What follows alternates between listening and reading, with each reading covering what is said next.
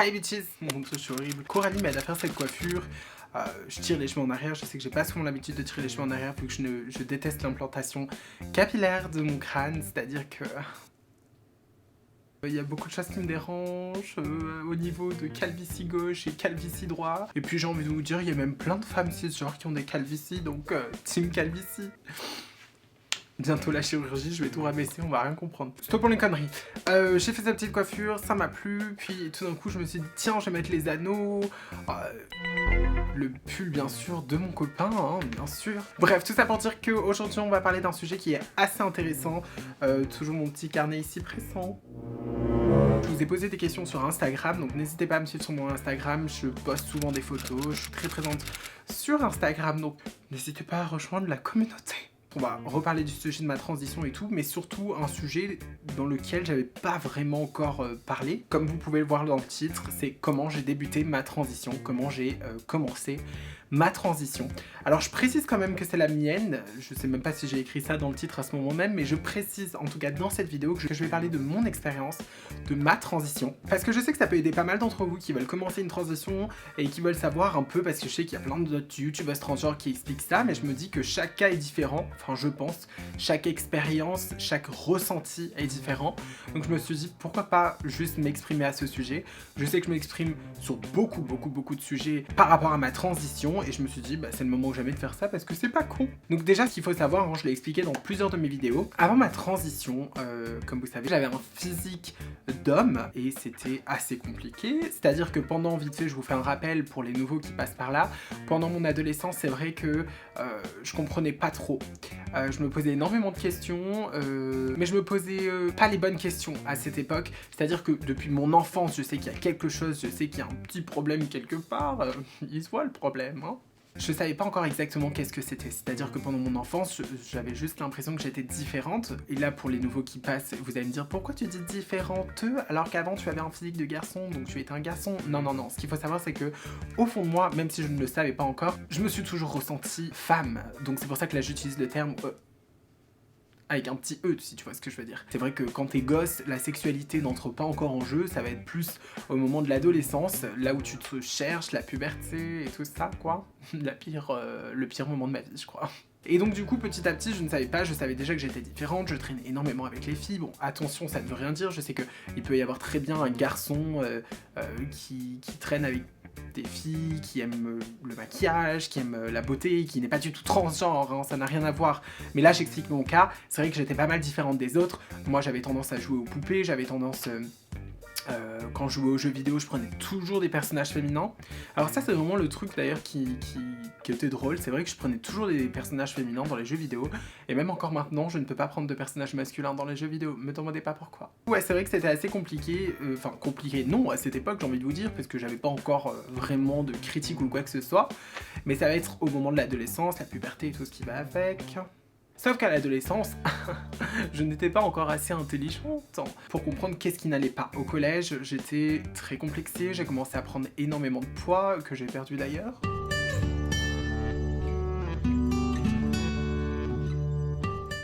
Et donc du coup, ouais, c'est vrai que c'était assez compliqué. Là, vraiment, c'était compliqué, c'est le cas de le dire.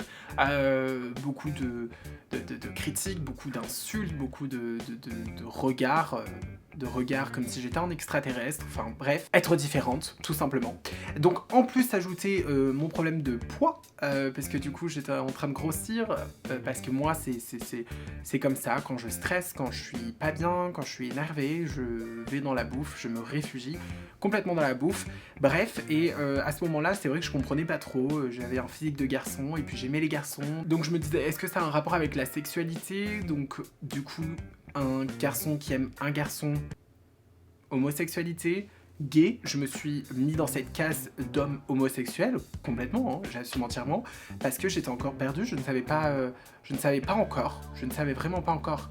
Et pourtant, en étant homme homosexuel, j'étais toujours pas bien, je bouffais toujours, j'étais très triste, j'avais quand même des critiques qui me blessaient alors que, bon...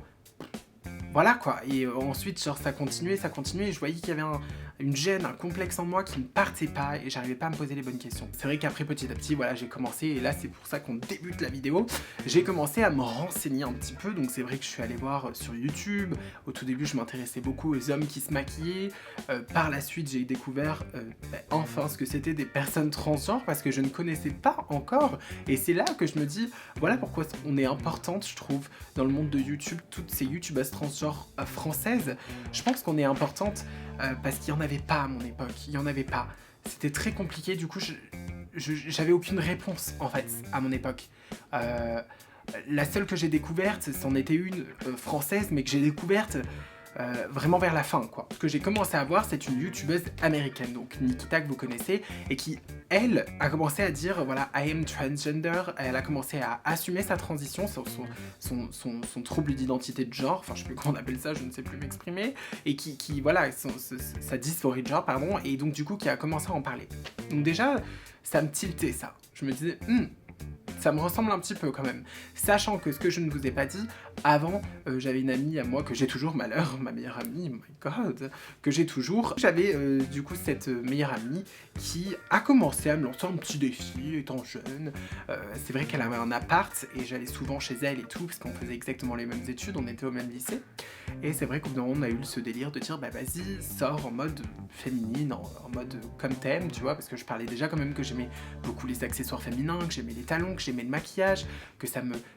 j'étais triste, moi, de voir qu'il y avait plein de femmes qui se maquillaient, qui s'habillaient avec des talons, tout ça. Non. Attention, petite parenthèse, je ne suis pas là en train de dire que la féminité se résume à des talons et du maquillage. Absolument pas. C'est juste que j'étais attirée par ça, et à cette époque-là, je suis désolée, mais c'était surtout les femmes qui faisaient ça. Maintenant, je sais que maintenant, il y a plein de mecs qui portent des talons, plein de mecs qui se maquillent, d'ailleurs, c'est très bien, j'encourage ça. Enfin, il n'y a pas de souci pour moi. Dans mon monde à moi, tout le monde fait ce qu'il a envie, tant que ça fait pas de mal aux autres et que ça vous plaît, let's go. Du coup, ça c'est vrai que ça me faisait un peu de la peine quand je voyais ça, et j'étais un peu jalouse de tout ça. Je me disais, mais putain, pourquoi moi j'ai pas le droit de me maquiller, pourquoi j'ai pas le droit de faire ci, faire ça, non. Et une fois, comme je vous ai dit, je suis sortie avec ma pote et on est sorti en mode, voilà, j'avais une perruque de merde, je crois que j'avais une perruque mais dégueulasse, genre raie au milieu pourri, ou frange, je me rappelle même plus, maquillage rose au niveau des lèvres, excentrique, vraiment l'image de la femme que j'avais à cette époque-là. Mais heureusement que je me suis réveillée, hein, parce que c'est pas ça, hein. C'était une Barbie que j'avais dans l'idée, c'était le rouge à lèvres rose, mais vraiment pourri, pas un beau rouge à lèvres rose, hein. Vraiment le rouge à lèvres rose pailleté pourri des familles, qui fait ressortir tout le jaune des dents. Tu rajoutes les fossiles en plastique en mode pourri, vous voyez ce que je veux dire? Enfin, tout sauf féminin, mais bon, c'est pas grave. Des talons de 16 cm alors que je faisais 1m80, enfin vraiment j'étais dans... Je crois dans les clichés de la féminité. J'étais clairement dans les clichés de la féminité à cette époque-là. Attention, chacun a son style. Si t'as envie de sortir avec une perruque rose, des fossiles, parce que ça pourrait m'arriver un jour, hein. Mais des rouges à lèvres roses, talons jaunes, des trucs, nan, tu fais ce que tu veux tant que tant que tu te sens bien, tant mieux. En tout cas, moi, c'était comment j'exprimais ma féminité. Je pense que c'était un peu trop. Mais de toute façon, chaque personne transgenre, au début, la féminité est assez poussée parce que on n'a jamais profité de ça. Donc forcément, on y va, quoi. J'ai commencé à recevoir des compliments, nanana, et je me suis dit, mais putain, mais c'est trop bien, nanana. Petit à petit, on a continué à faire ça en rendant mon personnage beaucoup plus naturel. Et c'est vrai qu'après, petit à petit, voilà, après je me suis renseigné directement, pour vous faire vite faire un résumé, je suis complètement allé voir un psychologue. J'étais allé la voir, et c'était vraiment une psychanalyste, psychologue, donc basique, pas la psychiatre ou le psychiatre qui est là pour te donner l'accord pour les hormones. Non, moi j'étais allé voir une psychologue que j'ai vue pendant plus de 3-4 ans. Ça m'a fait énormément du bien. Je trouve que c'est très important de faire le premier pas, aller voir un psychologue. Il faut arrêter de dire que les psychologues c'est le cliché du ça vous fera 120 €. Absolument pas. Moi en tout cas je n'ai pas ressenti ça. J'étais en confiance parce que j'avais direct trouvé une bonne psychologue, c'était une femme. J'avais besoin de parler à une femme et non pas avec un homme. C'est vrai que je pense qu'un homme je me serais senti un petit peu mal à l'aise. Ça s'est hyper bien déroulé et c'est vrai que petit à petit je lâchais pas mal d'infos. Alors oui, le premier jour j'étais là en mode mais la meuf, je lui parle, elle me parle, mais ça avance pas. Et elle répond pas à mes questions. Donc du coup c'est vrai que c'était assez compliqué. En plus il faut le moment, le temps d'adaptation, parce que c'est vrai que la première séance chez le psy, t'es là en mode Bonjour, moi c'est Bernard. Je sais même pas quoi dire. Mais petit à petit, ça se fait naturellement. Et moi, je me suis senti en confiance en tout cas. Tant que vous trouvez pas le bon, voilà, changez à chaque fois et petit à petit, vous allez voir que vous allez tomber sur un bon. En tout cas, la mienne était très bien. J'ai commencé à m'assumer dans le sens, j'ai commencé à lui dire les choses, j'ai commencé à prendre confiance en moi et balancer les choses en pleurant, parce qu'il faut pas avoir de gêne. Si vous avez envie de pleurer, vous pleurez. Ça a duré plus de 2 ans, je crois 2 ans. Et un jour, j'ai décidé de plus la voir. Je sais plus qu'est-ce que c'était, pourquoi, la raison, parce que ça remonte maintenant. J'ai décidé de plus la voir pensant que ça allait mieux. Mentalement, dans le sens que j'essayais de me retrouver. Je crois que cette phase a été hyper bien pour moi parce que pendant 1 an, je me suis posé les meilleures questions de ma vie. C'est-à-dire qu'elle m'a apporté ce truc de confiance en moi et ce truc de bien réfléchir. De bien réfléchir, de me poser. J'ai pris énormément de maturité grâce à ça. Clairement, pendant 1 an, je me suis posé les bonnes questions. 1 an. Au bout d'un moment, j'ai eu ce besoin d'aller la revoir. J'ai eu ce besoin d'aller la revoir parce que voilà, je me suis dit, j'ai trouvé ma réponse. J'ai bien une dysphorie de genre et je me sens pas dans le bon corps. J'ai trouvé ma réponse. Parce que c'est difficile de trouver la bonne réponse. Parce que c'est très simple à 16 ans, parce que je l'avais dit, moi, à ma mère, j'en avais parlé et tout, d'y aller directement et dire oui, je me sens femme, nanana. Enfin, c'était très compliqué de dire ça comme ça, dans le sens que c'est vrai que j'étais un petit peu bornée à l'époque, c'est-à-dire que je disais je veux faire ça, et je me posais pas de questions. J'avançais bêtement. Je sais qu'il y a pas mal d'entre vous qui m'envoient des messages en mode oui Laura, est-ce que tu pourrais essayer de m'aider, me dire ça. Déjà, moi quand j'ai commencé, personne m'a aidé. Et franchement, tant mieux. Tant mieux parce que à cette époque-là, bon, j'avais le soutien de ma famille et tout, ça je dis pas le contraire, mais personne m'a aidé, personne n'a répondu à mes questions, personne nanana. Je me suis renseigné moi-même, vous avez internet pour ça. Alors je suis pas là... Petite parenthèse, je ne suis pas là à vous dire ne me posez pas des questions, je vais pas vous répondre. Moi, à chaque fois qu'on me pose ces genres de questions, on me dit ouais, comment je dois faire, je dis écoute-toi toi-même, c'est mes seules réponses à chaque fois et je pense que vous l'avez vu quand je vous réponds. C'est écoute-toi, prends ton temps, très important. Prends ton temps, parce que parfois vous êtes très jeune quand on me dit ça, et très jeune, je pense que on n'a pas encore ce truc de se dire que c'est vraiment ça. Parce que peut-être que tu vas vouloir faire ça et dans quoi, 3, 4 ans, 5, 6, 10 ans, tu vas regretter. Maintenant, je sais qu'il y en a qui, très jeunes, savent que c'est ça, comme moi, je pensais que c'était ça, et au bout de 22 ans, j'ai 22 ans maintenant, et je sais que c'est ça. Mais je suis quand même très contente d'avoir attendu, d'avoir pris mon temps. Je sais qu'avant, ça m'énervait de me dire ouais, prends ton temps, mais au final, je regrette rien. Donc du coup, ce que je disais, c'est que voilà, personne m'a aidé, et je trouve que c'est important de vous aider vous-même. C'est-à-dire... dans le sens où vous pouvez avoir du soutien, moi je serai toujours là pour vous répondre, il n'y a aucun souci. Mais essayez de faire des recherches, renseignez-vous, maintenant vous avez plein de youtubeuses transgenres dont moi, qui a fait pas mal de sujets sur la réaction de ma famille, sur comment aller faire ça, comment faire ci, on est là pour vous répondre, pour vous renseigner, et ça je trouve que c'est un plus dans ces années, dans 2018, 2017, même 2019, toutes ces années-là, je trouve que c'est un plus pour vous parce que moi j'avais pas l'aide d'internet, dans le sens que oui j'avais l'aide d'internet, mais pas des youtubeuses françaises en tout cas. Je me suis renseigné grâce à Laura Badler. Vers la fin, vraiment avant mon traitement, avant tout ça, je me suis renseigné et ça m'a beaucoup aidé. C'est pour ça que je fais plein de vidéos pour pouvoir vous renseigner sur pas mal de sujets. Donc on reprend, on va pas se perdre. Et donc du coup, c'est vrai que voilà, moi j'ai répondu à mes propres questions, j'allais voir la psy. Donc comme je vous ai dit, pendant 1 an, je me suis posé les bonnes questions. Ça s'est fait très naturellement. Et c'est vrai que ça vous fait prendre quand même pas mal en maturité à vous poser énormément de questions. Donc dernier rendez-vous que j'avais eu avec elle, je lui ai demandé, oui, est-ce que c'est possible d'aller voir du coup un psychanalyste? C'est bien ça? Non, un psychiatre. Ah, je suis perdu. Qui, lui, est là pour vous donner l'accord pour les hormones. Parce que la psychologue, je crois qu'elle peut pas faire ça. Bon, bref. Et donc, du coup, j'en trouve un sur Internet. Encore, je me suis renseignée toute seule. Ça, le psychologue, il y a personne qui m'a aidé aussi. Hein. Je me suis renseignée sur Internet. Il y a un site très connu. J'essaierai de vous le mettre en barre d'infos si jamais je le trouve. C'est un site où on vous donne plein d'infos sur les chirurgiens. Donc, tout pour la transition. Donc, les chirurgiens, les endocrinologues, tout, les psys, tout ce qu'il faut dans votre ville, de partout, en France et même aux États-Unis ou autres. C'est comme ça que j'ai trouvé mon psychiatre, comment on appelle ça, mon psychiatre, je crois, qui était dans ma vie. Donc une fois que je l'ai vu, ça s'est ultra bien passé. Maintenant, moi, je trouve qu'il m'a donné les hormones assez vite, l'autorisation assez vite. Bon, ça m'a fait plaisir, mais ça a été clairement en 2 séances. Bon, après, je lui avais expliqué que moi, j'avais vu une psychologue, peut-être que c'était ça qui avait aidé pendant plus de 3-4 ans. J'avais autorisé, et d'ailleurs, j'avais énormément pleuré. À ce moment-là, j'étais très très contente de me dire que je vais pouvoir enfin commencer cette transition. Mais bon, il y a eu plein de soucis après, parce qu'avant ma transition, je voulais faire garder quelques petites choses pour pouvoir avoir des enfants plus tard. Et d'ailleurs, je ne regrette rien, ce moment a été très difficile, mais je ne regrette rien. Pour préparer bien sûr à l'opération, excusez-moi. Ensuite, après lui, j'avais eu l'ordonnance, en fait, un petit papier que j'ai toujours, hein, parce qu'il faut bien sûr garder tous vos dossiers. C'est grave important, en fait, un gros dossier.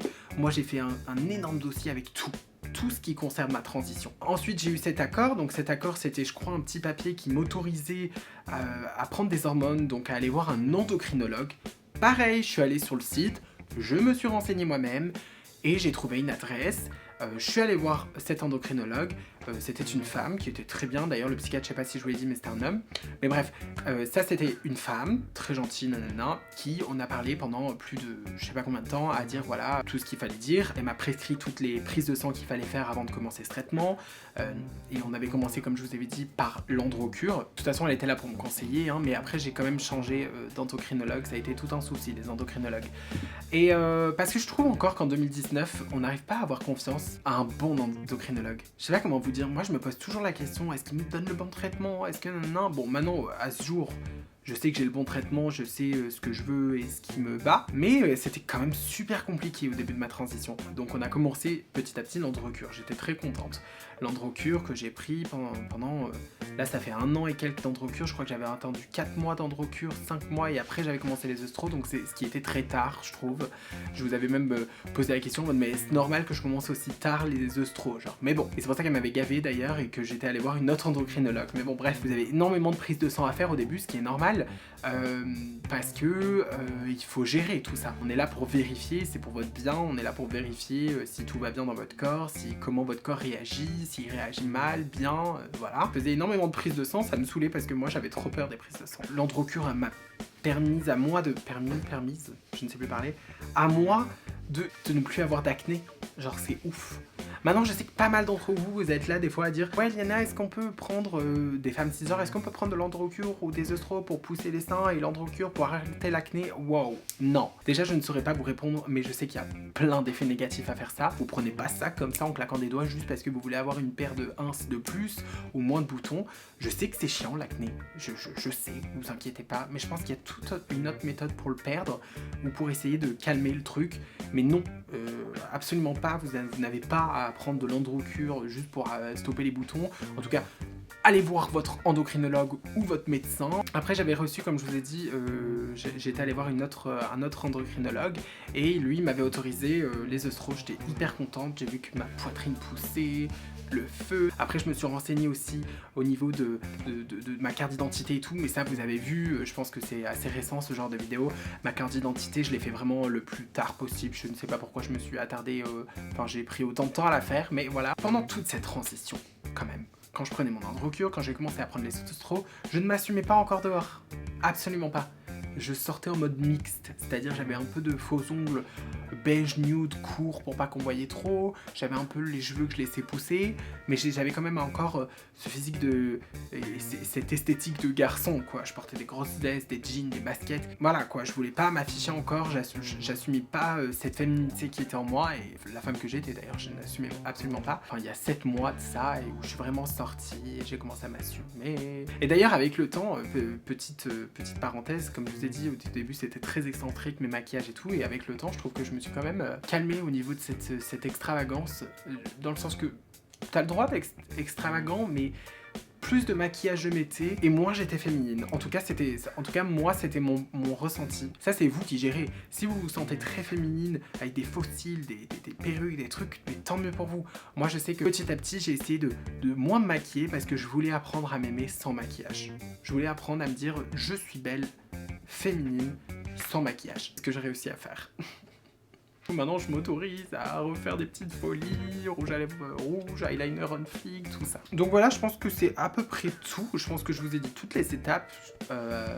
C'était surtout le but, c'était le début de ma transition et je pense que je vous ai vraiment tout dit. En tout cas, ce que je veux vous dire, c'est que c'est un parcours du combattant, clairement. On me l'avait annoncé dès le début, ça.